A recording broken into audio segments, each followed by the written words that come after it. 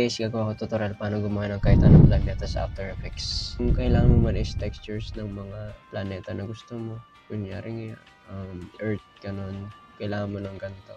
So kung wala ka pa, mag-search ka na lang sa Google, kunyari ng Earth texture, ganun. Texture. Yan, ang dami dito. So, itong prepare kong website para dun. Ito. Ayan. So, may Earth Night, ganun, Earth Clouds, all of that shit. Ganun. Paano nga ba ito gagawin na parang sphere, ganun? Yung parang planeta talaga. Una is, pre-comp mo siya. Leave all attributes in total mo. Tapos, pangalan mo to Earth. So, ilalagay mo is CC sphere. Tapos, lagay mo dito. Tapos, ayan na. Thank you guys for watching. And don't forget. So, ano nga ba ito? Kanyari nga, lalagyan ng animation or something. So, itong rotation, lalagay mo ganun para mag-rotate. Ayan, diba? So, parang may Earth ka na. Ayan o. Kaso ang bagal, diba? Yan naman talaga kabagal siguro ang mundo. Alam nga naman ganyan, edi may hilo na tayong lahat. Kung itong CC-sphere talaga, ganito lang talaga. Kung gusto mo lagyan kunyari ng text like yung ginawa ko, kailangan mo is element 3D. So, yun yung first way para magkaroon ng Earth. So, ito yung second way. Gagawa ka ng solid layer, new, solid. Pangalanan mo ng element. Lagyan mo siya ng element. Yan. Pag may element ka na, kuhain mo tong custom layers. Punta sa texture map. Lagay mo tong Earth. Tapos dito sa element, punta sa scene send up. Tapos dito sa punta sa create. Tapos itong bilog. Yan. Dito ka sa pindutin mo to. Tapos default, diffuse. Tapos yung Earth. Tapos ayan. Meron ka ng Earth, diba? Tapos tatanggalin natin environment. Ayan. So, okay. So, ayan na nga. Kung gusto mo lagyan siya ng text, dito ko nagagawa. Kasi kunyari nga, lalagyan mo siya ng iman. Tapos, dito na nga, lalagyan mo yung iman na text dito. Pagkalagay mo ng text, i-disable mo na. Tapos, punta ulit sa scene setup. Tapos, extrude mo. Yan. So, may 3D text ka na dito. Ayan. So, kung gusto mo ng event to, ibaba mo to. Tapos, lagay mo sa group tong 2. Tapos, lagyan mo na rin siya ng materials. Ganun. Yan, ganyan. Kung wala kayo na itong Pro Shaders, hanap na lang kayo sa YouTube. So, punta kayo ngayon sa group 2.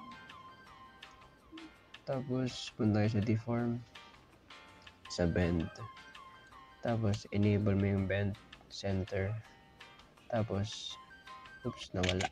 Punta naman dito to views, ganyan. Tapos, gawa ka ng camera. So, ayan, makikita mo na siya. Ayan. Nag-crash.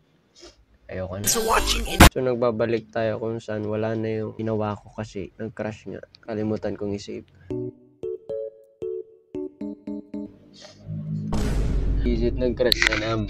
So, alam nyo na yung everyday struggle ng mga 3D editors, which is yun nga. So, adjust mo na lang your liking.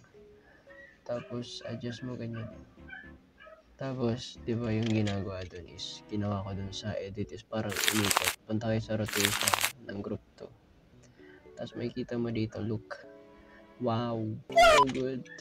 Tapos, dito, gano'n. Lagyan mo na dito na animation. Tapos, wow! Yan, wow! Angas! Galing! Ang galing!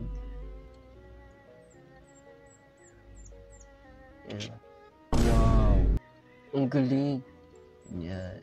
So, ito naman, next. So, paano nga lagyan ng animation to? Earth or sun, ganun. So, bago yun, ayusin muna natin yung text. So, para magkaroon ng shadow yung text, punta tayo sa ambient occlusion, tapos enable mo yan. Tapos, itong intensity, 30 mo.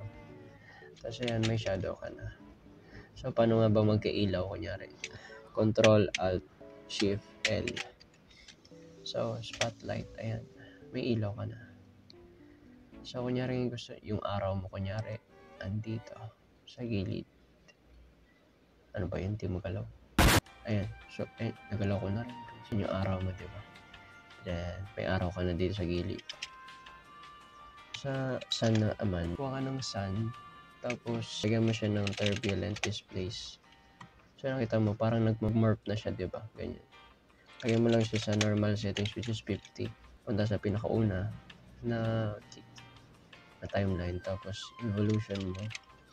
Tapos, pindutin mo tong time na to para magkaroon ng keyframe. Punta sa dulo. Tapos, sagad mo ng mga 30 ganun para may animation na ganyan. Diba? Ngayon, alisin mo na tong ilaw kasi ang araw baga, yun o. Nakita mo may shadow dito, diba, sa baba. Punta ka sa lighting, tapos ambient. Yan. Kita nyo naman is parang may ano na siya, animation ng araw. So, paano nga magka-glow? Siyempre, lalagay mo siya ng deep glow.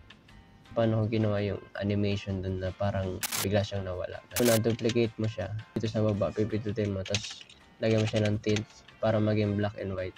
Tapos, lagay ka ng exposure, babaan mo. Tapos, punta sa taas. Dito. Lagyan mo siya ng luma key. Yan. So, ilalagay mo dyan is writer. Tapos, sagad mo tong threshold. Tapos, pindutin mo to. Pindutin mo yung U. Tapos, punta dito. Lagyan mo to sa 0. So, magkaka-animation ka na ganyan. No? Which is, kapag nandito na, ganun na yun. Look. See?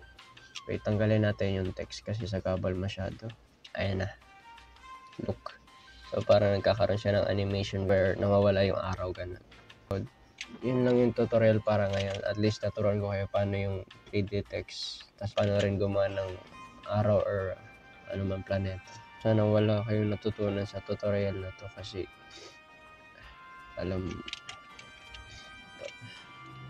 ba yun? Thank you po for watching ulit.